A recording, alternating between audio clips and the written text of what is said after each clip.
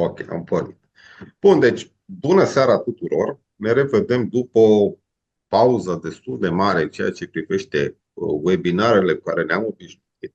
Prima veste pe care am să o dau este că acesta este primul webinar sub egida noi asociații, care se numește Asociația Specialiștilor în Managementul Pierderilor de Apă. Aceasta este marea veste din această seară, o asociație nouă înființată de profesioniști în acest domeniu. Vom reveni cu detalii cât de curând. Webinarul din această seară ne aduce doi prieteni vechi, pe Steve Cavanaugh și Drew Blackwell de la Cavanaugh Solutions. Ei au mai fost la noi cumva acum un an sau 2 ani. Iar subiectul de astăzi este destul de important și chiar critic, referitor la modalitatea de a audita datele de intrare necesare pentru balanța de apă și cel mai probabil a indicatorilor de performanță. Ceea ce veți vedea în această seară este o avantpremieră a unui atelier de lucru care va avea loc în data de 7 octombrie la Universitatea Tehnică de Construcții București. De asemenea, vom reveni foarte, foarte curând cu detalii și pentru acest lucru. Pentru participanți, o să vă rog ca pe parcursul acestui webinar să închideți microfoanele. Orice întrebări vor fi puse în chat, iar la final eu voi citi și voi traduce, dacă este cazul, în limba engleză aceste întrebări, astfel încât pe final să apară foarte bine pe canalul nostru de YouTube. So, after saying this, Drew, Steve, thank you very much for coming here. Okay, if you didn't understand anything, don't worry, but I know you understand some Romanian. Okay, so at this moment, I will let you do the webinar. I just laid down all the rules. So the screen is yours, so to speak. Perfect. Mulțumesc, Alex, and bună seara. My name is Steve Cavanaugh, and puțin romanesque. So that's about it. It's finished at this point. So thank you for being here, and we're excited to be a part of this first webcast. So Drew's going to manage the slides, and we'll move through those. And we had conversation with Alex of putting some questions in the chat. And then Alex will also sort of interrupt with some questions to help get some clarification on some things as we go. So advance, if you could, Drew, we'll talk about the agenda very quickly. And part of this gets into the introductions, and I'll do that now. I'll introduce myself a little more fully, and then I'll ask Drew to do the same. And this is the layout of the actual webcast today. Water balance, system audit boundary, data reliability, a little bit about the preview, and then a little Q&A.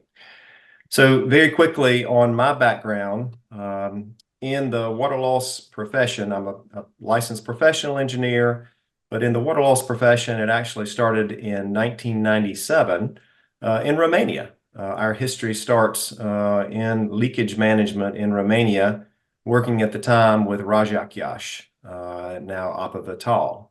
So some great learning both ways between technology and correlation and data loggers, but very active primarily in the United States, working with major water utilities, helping them develop their non-revenue water programs. So I'll talk a little bit more about that as we go along.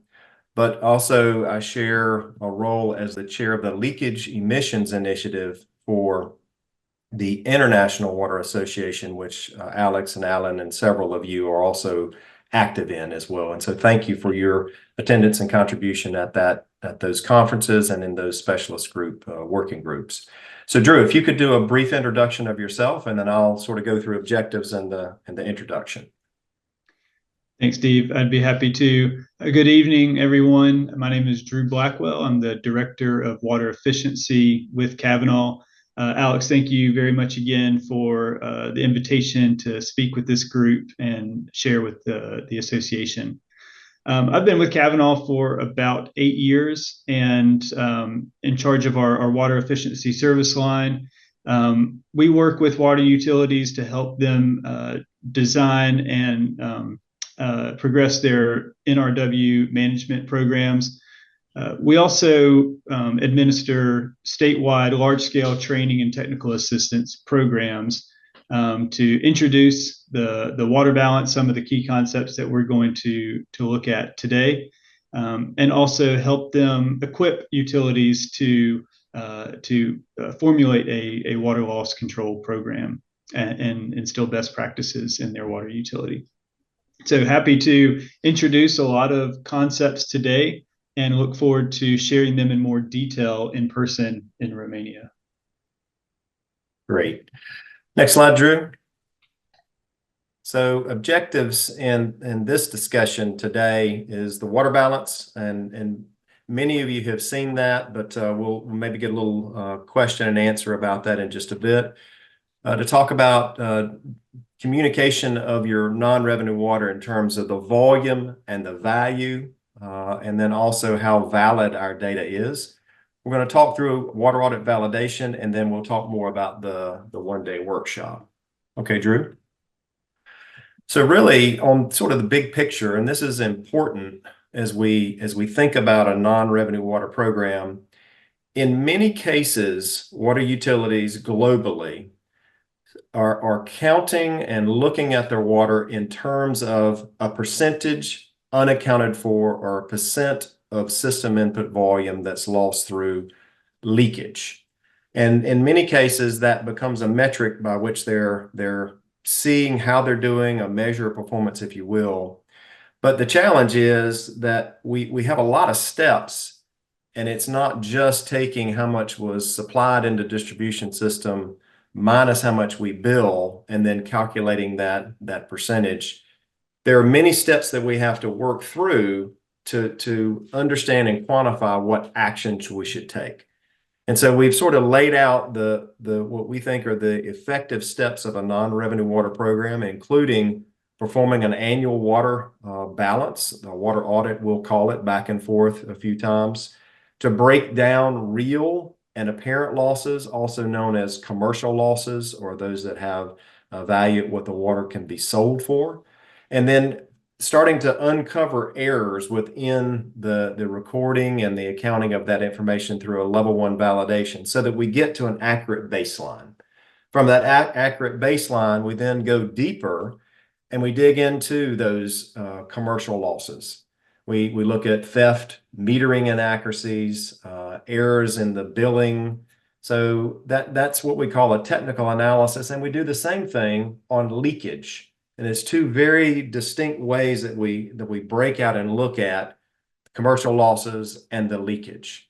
That's done through a real loss component analysis to say how much of that's coming to the surface that we're already interacting with, how much of it is background leakage based on our system physics, and then how much of it is that unreported leakage that we can interact with. We went and deployed technology, data loggers, equipment, et cetera. Third stage really looks at the economics. And in many cases, if you are lining up for funding, you have to show that you are operating at your economic level of leakage, your economic levels of non-revenue water, that we're not spending too much trying to recover losses, or we're spending too little. And so understanding by each component, what is the cost of our loss in terms of real money, and what's the cost of interaction or intervention. That then can help to appropriately inform a program of intervention. And many of you have been already putting these programs in place. And I realize that as we bring some of this information, but the program and the stages that we've got should be able to support why you're doing setting up DMAs, why you're doing active leak detection, why you're doing meter replacement. Unfortunately, at least in the States, a lot of utilities go from, we think we've got this much percent loss, and we jump to the intervention. And it sort of is a back and forth. So very quickly, just populate it all the way through if you could, Drew. This chart is sort of an example of how we fall into that trap when we look at loss as a percent of system input volume.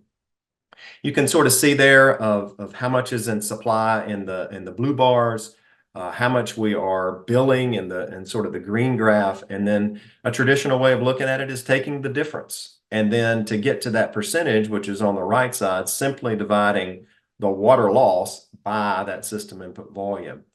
In many cases, there's action that's being taken based on that percentage when really the water loss has never changed. But what we see when we're looking at it as consumption and supply go down is basically skewing that percentage. Unfortunately, many utilities move straight to the intervention, again, based on that percentage evaluation. So what we're trying to bring in the form of this webcast, the workshop, or some of the tools to be able to defensively describe what we are doing on leakage management, on commercial loss management, why, and the value of it, interacting with it. Go ahead, Drew. Next slide. All right, so Drew's going to take us through the water balance, but a quick pause there, if we could, either for Alex or anyone that's on the line that has a quick question on sort of that overview programmatically.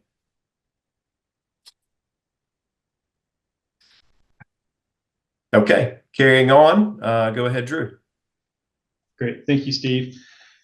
So I'd like to walk through the water balance with everyone. I think for many on the line, this may be a little bit of a refresher, but a good refresher nonetheless. We understand that every system has leakage, has losses, and to what Steve mentioned earlier, establishing a baseline of water auditing data is really what we see as the first step of effective NRW management in a utility. And so the methodology that we'll be talking about really helps to set a path to building your water loss program or NRW management program. So this water balance that we're showing from the International Water Association and the American Water Works Association represents a mass balance, starting with the treated metered sources going into the drinking water distribution system. So moving left to right, this mass balance will have each of the columns in the water balance totaling the same volume, thus balancing. So through this process, we are systematically accounting for all volumes of water going into the distribution system. We're doing that either through measured metering or some form of estimation in our system. So starting over here, just a simple definition of the water balance. It is really the summary of key water audit data from the source to the customer with the sum of those quantities in all columns balancing. So I'd like to walk through just these different components. Again, we want to just introduce this, but go into each of these components in more detail later on in the in-person workshop. But starting on the left-hand side of the screen, we're looking at really different components of our water supply profile. Our own sources could be water that we are through surface water or groundwater wells that we are treating at a treatment facility. And then any water imported may be water that you treated sources that you are purchasing from another utility or another agency. And then if you're exporting any water, delivering water to another community or another water utility, that would be known as water exported. And each of these, a utility may have one or all of these as part of their water supply makeup. But this is a very important part of our understanding our water audit and calculating our water losses. Steve will talk in a little bit more detail about each of these in a moment. But moving from water supplied, moving now to the authorized consumption in the green section here. Our authorized consumption is made up of it's either billed or unbilled or metered or unmetered. Those are the four different ways we want to break down the authorized consumption in our system. Billed metered consumption, that's usually the largest component of our authorized consumption. That's our metered customers, residential and commercial. We may have some customers that are billed but not metered. And then we may have just some facility use where we're metering the consumption, but we're not billing for it. There's some exemption for billing. And then, of course, there may be some operational use, such as flushing or fire suppression, where we are not metering the consumption or billing for it, but it's still an authorized use that we must account for in our authorized consumption.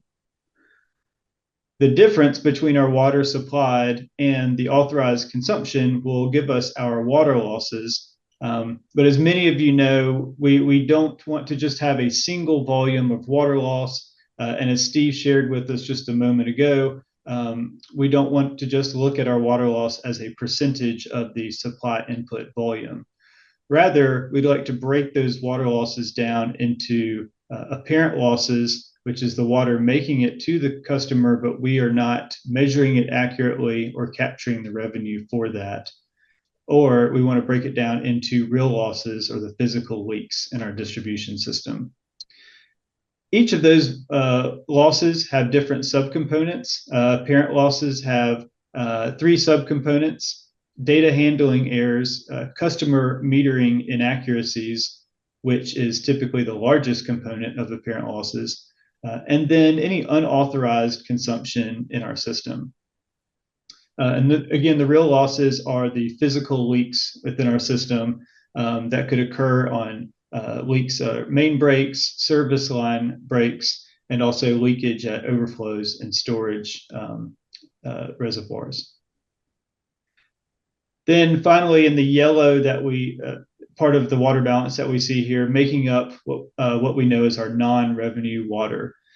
And instead of looking at our non-revenue water as a percentage, we want to also encourage you to consider looking at it in terms of the volume of non-revenue water that we're losing each year, how much that's costing the utility annually, and then how reliable is the data that's giving us this information in the first place. So again, just a very quick overview of the water balance. For many of you, I know that was a refresher. For those that this is a new concept for, it is really the foundation of quantifying our non-revenue water in our system.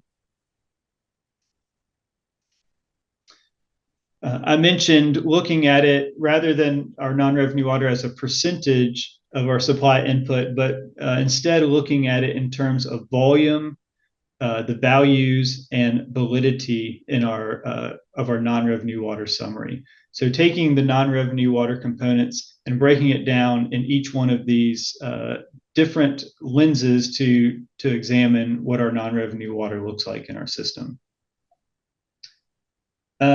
Let's see, just want to take a quick check on questions. Alex, do we have a question come through? Yes, Joe. If you could go back to a little bit the slide with the water balance, I'll just ask the question very shortly in Romanian. Întrebarea pe care o să o pun se referă la faptul că balanța apei de aici este foarte detaliată, inclusiv la nivel de subcomponente. Și întrebarea, dacă în situațiile în care datele pe care le ai la dispoziție sunt aproape inexistente, în ce măsură poți calcula și acele subcomponente și dacă le poți calcula, care este marja de eroare, adică te poți încrede în rezultatele respective. Mă refer aici în special la subcomponentele pentru pierderea. So the idea is, for example, in situation when you have data with low confidence or in existing data, like you have problems for the system input volume or even for the built water exported, how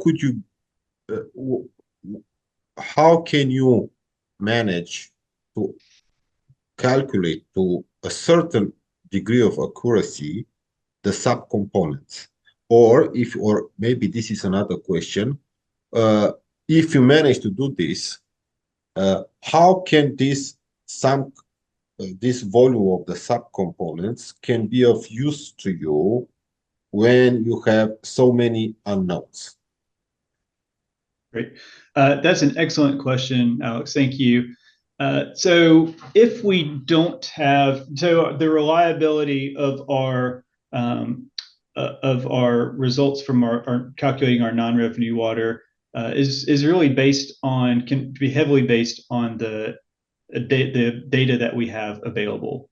So if we have to estimate some of these volumes in the absence of data, we would reflect that in a sense of our data reliability.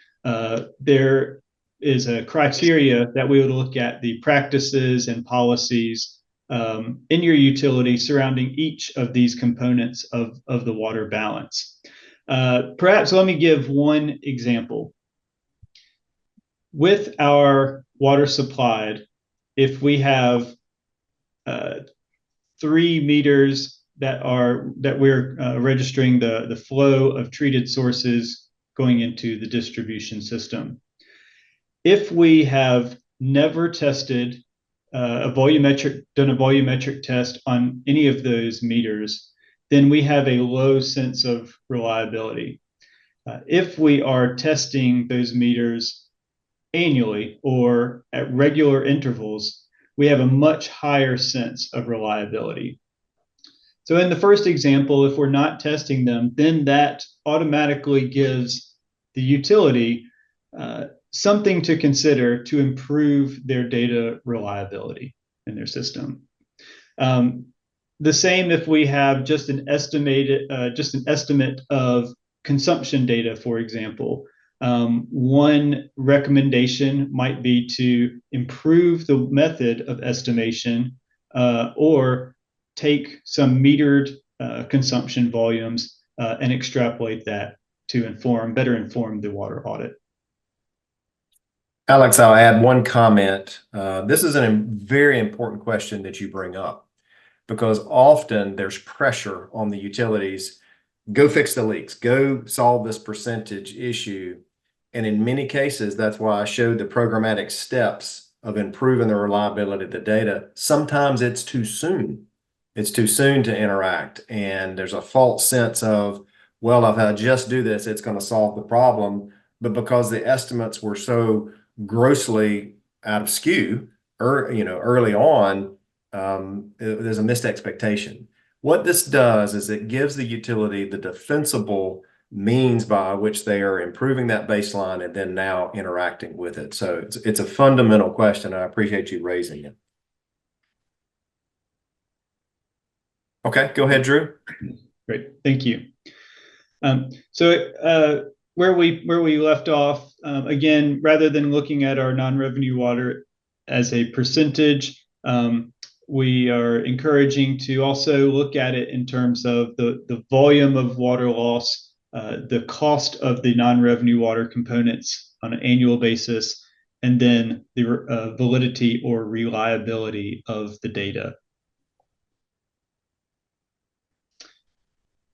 These next two slides come from the industry standard tool that is being used currently in North America, the American Waterworks Association Free Water Audit Software.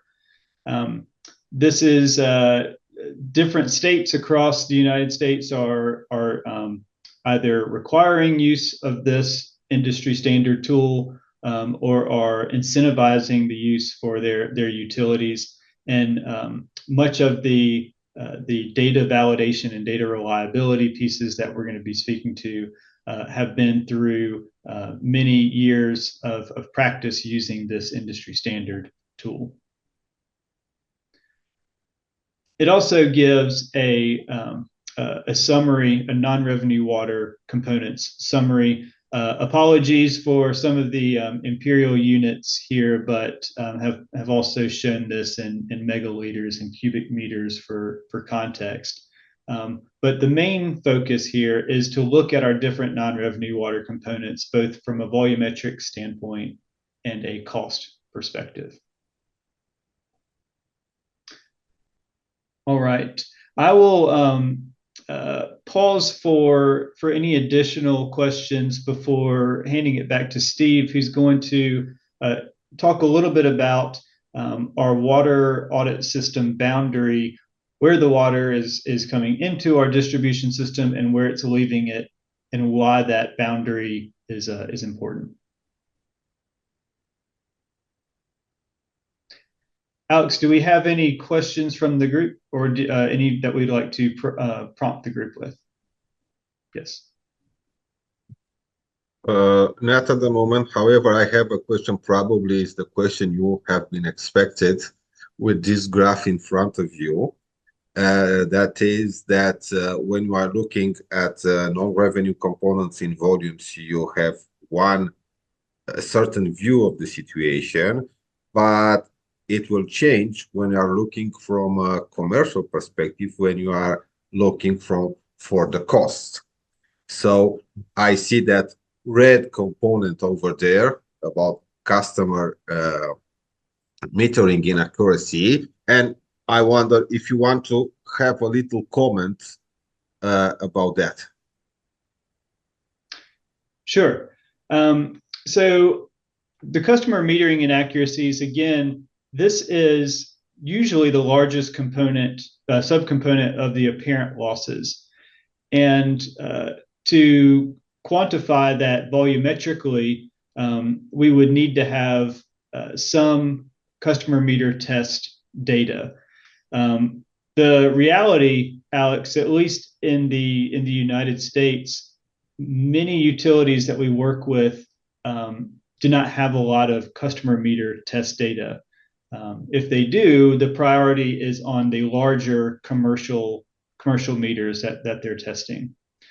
But to quantify it, the preference is to have some customer meter test data. In the absence of that, of having any customer meter test data, we can estimate, make some inferred estimations on how our entire customer meter population is performing. From a cost perspective, we are calculating the cost of our metering inaccuracies at the retail rate that the water is sold. And so it's not, if there are any base rates, for example, those would be excluded, but we want to value that at the water rate that is sold. Let me just, in contrast, the real losses or the leakage that you see here in blue is by far the largest component, volumetrically and a cost perspective. The real losses, again, if I'm just going to go back to our water balance, the real losses down at the bottom center column is really just quantified through a process of elimination. Once we understand our billed authorized consumption and unbilled authorized consumption and apparent losses, what's left over is are the leaks in our system. And the way we would value the leakage in our system would be the cost to produce another unit of water, cost for chemicals for treatment, cost for power for pumping and distribution in our water system. And I think as well, it's a little different in the States, but I think in Romania, there's also an abstraction cost as well. So that's the cost of additional volume of water. So that typically plays in to that cost, because that would be variable if you had, as Drew said, to produce that next unit of water. Any other follow-up there, Alex, before we move on to the boundary? Well, it's not at the moment, so I propose we move on. Okay. All right. I'm going to take just a couple minutes and talk through the importance of the water audit system boundary. And certainly for the water utilities that we work with, this is one of the the major things that we find as errors, challenges of how they develop that boundary. So if you could, Drew, next slide. So again, back to our water balance, we're trying to get first an understanding of the total system input volume of what's going into the system. And that can be broken down with several different categories. So in the water supply, next slide, Drew. Kind of the water supplied, again, it's the volume from your own sources. This could be well filled. This could be pulling from the river.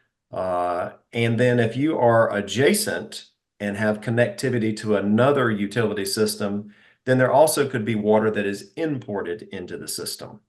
Obviously, you've got the ability for water to be exported to another system. That would be water exported. So the water that you supply from your own sources, what you bring in from someone else, also minus what you're exporting, kind of gets you that total. So the water imported, where are we purchasing it from? What kind of agreements are there? What type of meters are there? Are those meters being evaluated? And then how is it being tracked? Go ahead. So looking at on the water export, very similar. Is it a bulk sale? What type of meters are there, and how are you tracking that relative to the water that is exported from the distribution system? Go ahead. One of the other main areas that we see of challenges of getting to an accurate volume supplied is not adjusting based on metering and accuracy. And when we say how accurate are the meters, in many cases, utilities globally, I know if they're doing testing, they may be doing only electronic signal calibration, the 4 to 20 milliamp transfer of the signal of what the meter is measuring, rotations, etc., and then translating that to actual cubic meters. So in many cases, the utilities are doing that. What they're not doing is a secondary volumetric test of taking a known quantity of water and moving that through the distribution system and evaluating that in comparison to what the meter is actually reporting. So that's an important piece to get adjusted as well. All right, let's go to the next slide, Drew. So this section is on boundary and the importance of boundary, and this graphic shows in many cases the complexities that water utilities across the world have. And what we're really doing of defining this boundary is what is going into our distribution system. And so it could be from a well field that's there of those SC meters, the well meters. It could be from a couple of different treatment plants. From a raw water meter treatment plant, a finished water meter. It could be an intertie from another utility. And there could be also some exports out. It could be into refilling a reservoir, an intertie, or storage. And so you can see just from this graphic that it can be very confusing of which meter to use. And in most cases, water utilities get one number. How much water did we produce last year? And then somebody in that department is maybe tabulating and getting that number. And it can be challenging because meters could be missed. It could be the wrong meters. So this is the importance of the boundary. Go next slide, Drew. I'm going to give a couple of examples very quickly and just to sort of pause and let you think about which meters we would use in calculating the actual water that's going into distribution system. So just looking at the screen there, the question is, which meters will we use going in? All right, go ahead and advance. So in this case, obviously we would want to use M3 to determine the volume from our own sources. M4 is a meter that is water that's coming into distribution. And then M5 being a meter that is exporting the export water that's there. Let's go to one more example, Drew. So a little bit more complex here.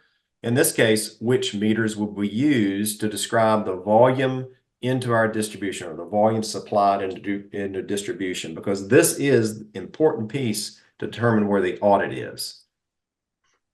All right, go ahead, Drew. So in this case, we don't have a meter coming off of treatment plant B, so we would need to utilize the input meter, realizing that there are losses or inefficiencies within treatment plant B. But that, back to Alex's earlier question, that's the best we have right now as we're trying to put together this water balance. So we would use M3, M4, and M6. Let's go to one more, Drew. So this last one is actually Flagstaff, Arizona, a very complex system, if you see in here. And it's really determining, which meters are supplying into distribution. And the reason we show this is there's a lot of complexity, but it's getting it down to where is our last point that we can measure or accurately estimate of the water that's going into distribution. And you can see those in red there. In many cases, again, globally, I would submit this is one of the number one challenges that we see is water is not properly tracked because they've used the wrong meters or the wrong estimating points. Okay, Drew, let's keep moving. And let's move us, I think, now into our session on data reliability. Quick pause for questions. I saw one come into the chat. Alex, if you can bring that question forward. Well, was not a question. Someone had an urgent business to leave. But however, I have several questions. Please. I see that okay, first question. What do you do in the situation when you have virtually nothing? No, not a single meter. Or, for example, you have a big supply system with lots of networks, and you only know what entering. How much effort you have to put into it in order to have, let's say, accurate figures for each individual network? Or maybe first step that you should do is to install flow meter and then reassess everything. And maybe the last question, based on your experience in United States and Romania, what are the differences between the two countries in respect of this establishing the water balance, and what are the similarities, if you can put that in a few words? Thank you. Sure, great questions. I'll kind of hit a little bit on both, and maybe Drew, you add to. So the first one is it's not uncommon for Drew gave a great example. Some wells to be metered, and a well meter is out, as an example. So there may be 3 that are metered and 3 are out. Well, you have to use what I would call informed estimates, judgment, testing, ways that you're able to make some approximations. But that's how it's done. I mean, it starts out with informed estimates, and it has a very, very low reliability. So you would also caveat the results very, very appropriately to say, the first thing we need to do is we need to start really making headway, not of, in some cases, you've got obvious things of leaks that are closing streets and things like this, but there needs to be an effort on getting meters in addition to fixing those leaks that are surfacing. But we need to get meters or better estimating means in place. And so this process gives that catalyst to let that be a priority to get those meters in. Now, the other piece that you asked, and it's been a bit dated, but I've observed certainly Appa Vital and some of the things that they have been doing, and they've been very diligent on sub-metering and trying to improve the estimates. It's been a while since I've done a detailed dive, but I would imagine that it's on par for what we see in U.S. cities. They are getting their hands around. They're trying to implement more improved metering and estimating methods. So I think it needs to be a continuous effort to improve the metering and elements there. That's what I would offer. I'm sure that this group, and certainly in our workshop, we can have a much more robust conversation about it. But anyway, let me stop there. Drew, anything to add before we move on to reliability? I think you hit most of it, Steve. And in the United States, we have the majority of utilities that we work with have supply metering and customer metering. However, there are some that don't have any that have no customer metering. And in those cases, sometimes those customers are billed, sometimes they're not billed, and sometimes it's a combination. I would say the priority when it comes to metering, we want to have as best available data for the supply input volume as possible. Then if we're left with the consumption data, our estimation methods, improving those estimation methods until we can have some metered consumption volumes to base our non-revenue water calculations on is the general recommendation. Okay, go ahead, Drew. Let's take us through data reliability so we can get to a couple questions at the end. Okay, sounds good. All right. So I gave an example earlier with supply meters, the treated water that is entering the distribution system. And I gave an example of a utility that has never volumetrically tested those meters versus a utility that is testing them frequently or on a regular basis. And in the first scenario, we have a very low sense of reliability in those numbers. In the second, we have a much higher sense of reliability of the supply volume going into our distribution system. So I want to give just a little bit of historical context in the United States where this methodology of data reliability with our non-revenue water has originated from. Back in about 2014, there were thousands of water audits in the United States. And so there was a research project done to better understand how realistic are the results from all of these water audits that the utilities are using. And the results showed that many of the water audits had a high percentage of unrealistic results. And those sources of uncertainty came anywhere from a poor quality of data in supply metering, or just a misuse or misalignment of the methodology. So from those results prompted the need for some form of standardization to validate the data that is being input into determining our non-revenue water and our water losses. So here what we see on the screen are 4 different states and a regional entity in the United States. So California, Delaware River Basin, Georgia, Tennessee, and Texas. And so they looked at the total number of audits and understood the number of unrealistic audits that we saw. And then again, those sources of uncertainty are shown there. Zooming in just a little bit, in the state of California, they gathered water audit data from 2016.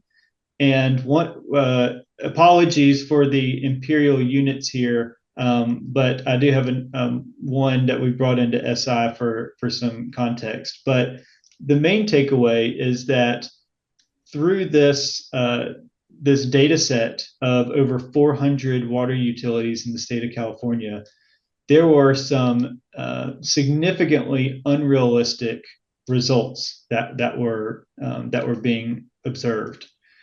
Certainly, any negative numbers for our apparent losses and real losses is going to be an unrealistic result. And we were also seeing very extreme outliers in cost data as well.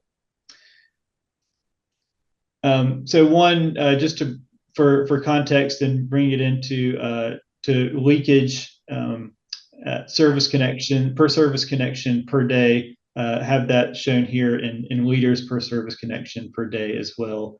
But again, those negative losses are certainly a place where those unrealistic results are occurring. All right. So from this, again, the need was seen for having some type of standardization to validate the water audit data. Right.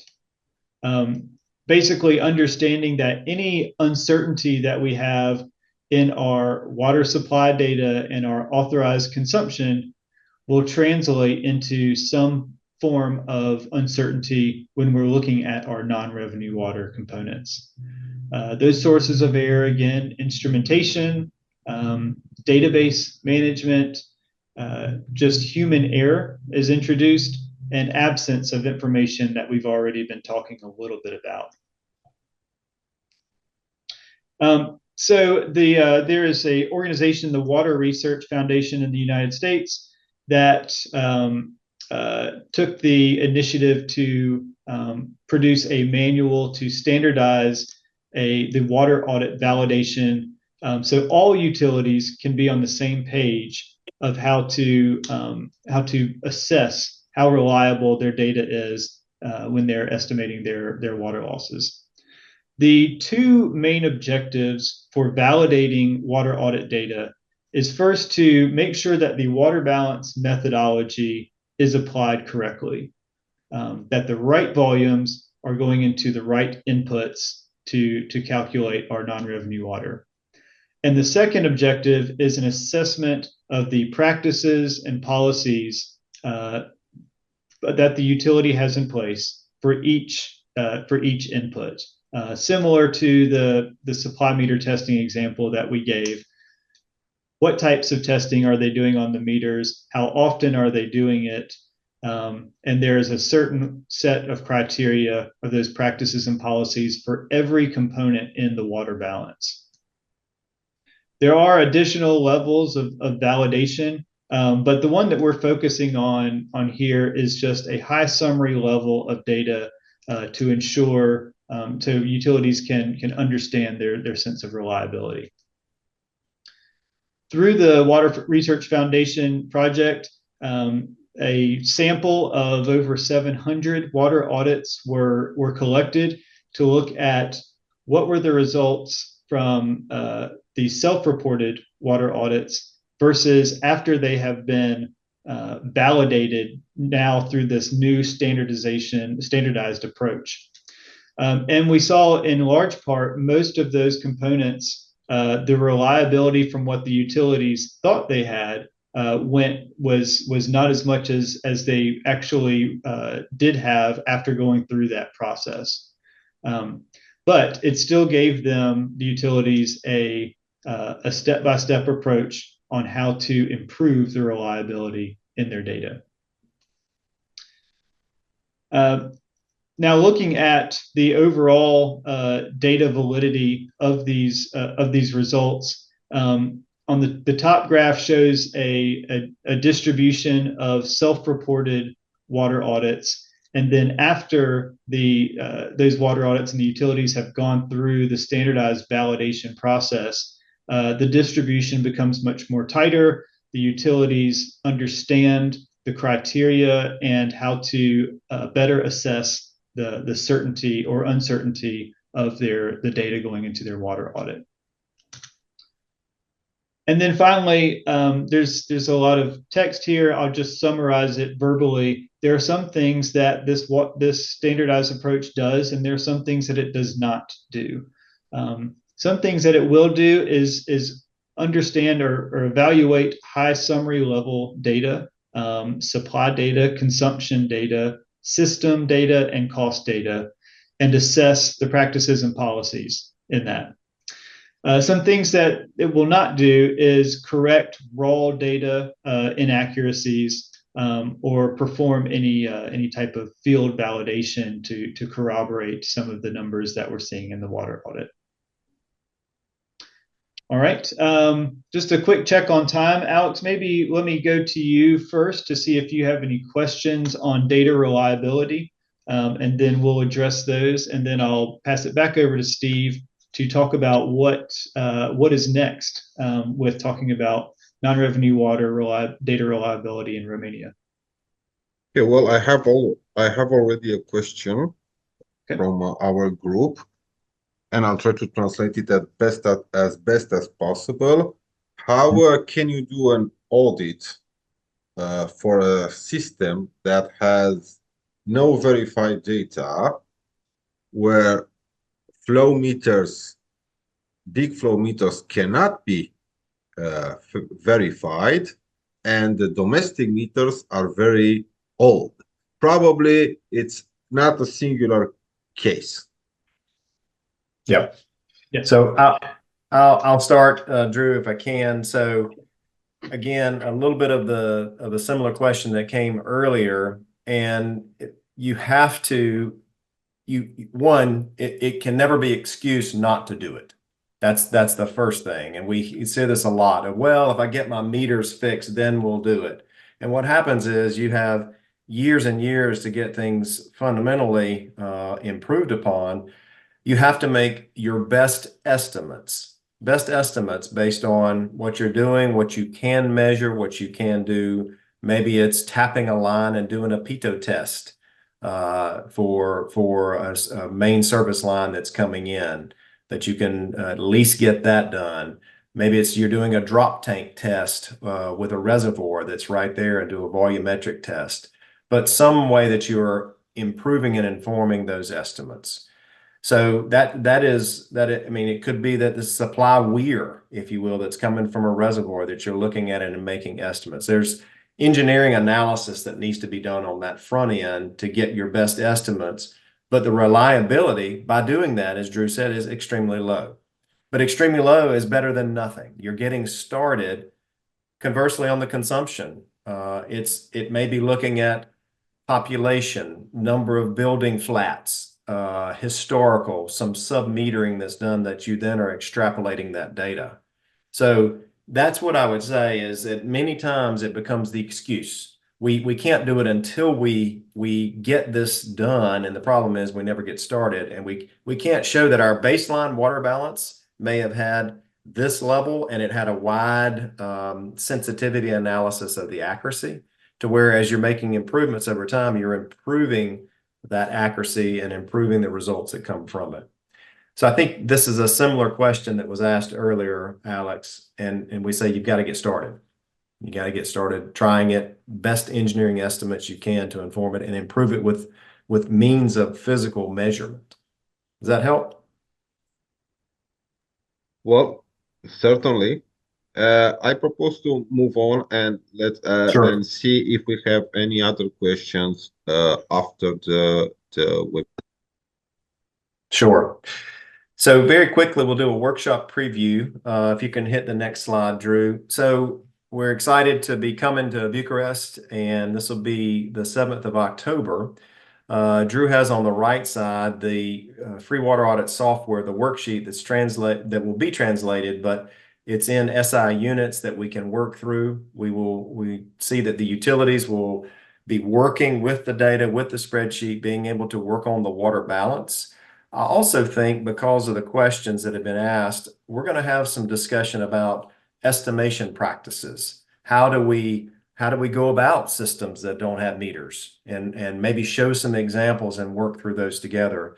But we anticipate that it's going to be interactive with the utilities, bringing your information, your case study information for dialogue and discussion, framed around these key concepts: the audit exercise, going through and inputting into the spreadsheet, discussion on data reliability, the validation piece, and then thinking about what may be coming which is next slide, Drew, of having some conversation about maybe a long-reaching, go ahead and go next slide, Drew. In the United States, we've been able to set up technical assistance and training programs where it's utilities over a 1, 2, 3-year period are making improvements of auditing and going through the validation step, but they're doing it in a way that they're sharing and learning together. This could be something in Romania that might be a broader thing long term, maybe for the association to be an active part in. So those are just some ideas that we wanted to sort of plant out there and close with.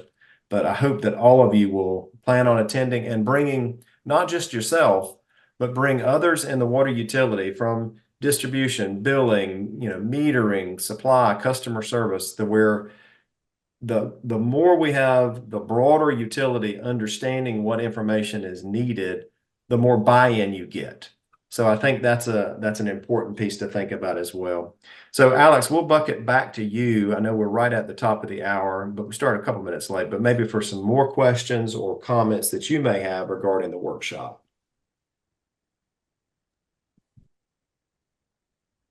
Okay, so I will ask if someone from the audience have any questions. Deci dacă sunt întrebări, le puteți intra direct să-l puneți întrebările sau le puteți scrie în chat.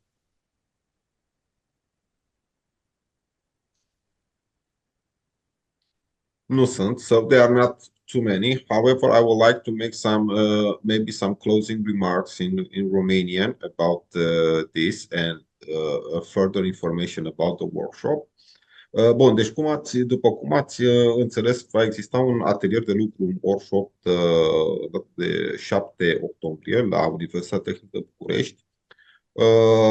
Vă așteptăm un număr cât mai mare și unul dintre subiectele pe care și Steve le-a exprimat este faptul că dorim ca dumneavoastră să veniți cu niște cazuri reale, adică dacă aveți întrebări sau neclarități despre o anumită rețea sau despre un anumit sistem, să veniți să le puneți acolo, să încercăm împreună să le dăm de cap ca parte a workshop-ului. Cel mai bine ar fi totuși ca, mă rog, în cazul în care există o astfel de cerință, să ne le trimiteți cumva înainte ca să putem face o preevaluare. Nu știu dacă am menționat sau nu, dar sunt toate șansele și așa ne vom ține de promisiune că acest workshop va fi gratuit, nu va fi nicio taxă de participare, în cazul în care asta ar fi fost una dintre întrebări, și va fi doar de o zi. Ați mai observat probabil că pe parcursul acestui webinar nu au mai existat traduceri. În trecut traduceam eu și nu sunt cel mai priceput la traduceri. Am preferat ca de data asta să lăsăm, fiind vorba de limba engleză, să lăsăm webinarul așa. Există în momentul de față foarte multe unelte de inteligență artificială care ne pot ajuta să traducem destul de corect în timp real. So, Steve, I just made some closing remarks, urging people to come to the workshop and also to bring some questions about the system that they have. They could send it before that to you, okay, just to have a preview, okay. One question that also popped up right now in the chat, okay, how do you estimate the volume lost through theft? Yes, I saw it. Thank you, Alan, for the question. So very quickly, in the free water software, this is a challenge in the US as well. You don't know what those numbers are. If you knew, you would stop it, of course. So there are some estimates based on system knowledge, number of systems at 0.25% of your billed metered consumption, but that can be very low. And so it may be that needs to be elevated up, but there are some defaults or some starting points that we can talk about. It may be that in the discussion when we're in the workshop that number needs to be a bit higher based on what you observe and what you see. But it's surveillance. It's actually making the various utility directors know, or utility personnel know. It's letting the police know what theft looks like, and so you're improving surveillance. You're also looking at historical information and seeing is that is spiking. So, and you're making estimates from that, but indeed it is an estimate. And so, but you're trying to get it more frequent, such as monthly, that you're looking at it instead of, well, how much do you think we lost through theft? So that is enhancing your points at which you are starting to make those estimates, which should improve the estimates. Alan, does that help answer your question? We'll talk more about it when we're together, but wanted to throw that response out. Thank you very much. Good question. Great question. Okay. Alex, anything else? I just want to thank anyone and it's a very good turnout for our webinar. It will be on our YouTube channel. Just want to make, before we say goodbye, just want some closing remarks in Romanian. Bun, mesajul care ar trebui luat este că în momentul în care ai, chiar dacă calculezi balanța apei și asta, întotdeauna informațiile ar trebui însoțite de toate cifrele de o marjă de eroare și de un anumit grad de fiabilitate a datelor sau grad de încredere, pentru că asta ajută mai departe la luarea deciziei. Da? Este în momentul în care ai date de proastă calitate sau inexistente, este din ce în ce mai greu. Dar trebuie să începi de undeva. Este mult mai complicat decât pare la prima vedere. Realizarea unei balanțe de apă în momentul în care datele nu prea există un istoric și nu ai de ce să bazezi, este mult mai complicat decât pare la prima vedere. Deci odată realizată hai să spunem, prima încercare, este absolut necesar ca în viitor apropiat, măcar o dată pe an, ca acuratețea acestor date să fie îmbunătățită prin diverse măsuri. Da? Nu poți merge la nesfârșit doar cu estimări. Trebuie la un moment dat să ai măsurători. So Steve, just one final question that I have. So you said about all the concept that you presented, all this methodology. Okay, it's tailored more for the water utilities, or it's tailored more for the, let's say, consultants? Or how do you see the interaction, let's say, between two groups or other groups like regulators, for example? Okay, how do you see this regulation? It's a great question. So from a technical assistance and training and what the workshop will be doing, it's going to be very hands-on. It's the utilities learning the methodology, bringing their case studies, interacting. It would be ideal if we have regulators there to understand the importance and also the progression that utilities get improvement, and that they can look at funding or improvements in reporting. Because in many cases, it certainly is in the States, and I think it is in Romania, where it's actually still on a percentage basis. And so how we can start to look at better metrics for performance. So it'd be ideal if they are there. From consultants, we have a lot of consultants that attend training, and I think that's fantastic if you work with consultants. I didn't think it was as consultant heavy in Romania of interacting. It's more to get the utilities to learn the process and to implement these best practices on their own. That's why I said bringing billing, supply, distribution, metering, etc. to this, so you're increasing the body of knowledge to where the utilities learn this for themselves. But consultants are certainly welcome. Is that what you're asking, Alex? Yes, more or less. Yes. No, you responded perfectly to my question. Okay. Thank you very much. Okay. Very good. Well, I want to see everybody. I'm excited to come back to Romania and to introduce Drew to Romania and to see all of you. But do bring others. And congratulations on over 20 on the webcast today. That was outstanding, Alex. Well, it's not my It's everyone else's support that bring us here. So Yep. we thank you very much for your time, for your presentation, and we welcome everyone and for possible question. And we also will welcome you to our workshop, and we hope that we can continue further with all this approach, because from what I saw, the states in Romania, at least in this field, are not that different. That's right. There is a very common history here, at least in this field. So I think right. it's something that we can both learn from each other. Okay. Absolutely. So Perfect. thank you very much. If you have any closing words or arguments, please. Mulțumesc and la revedere.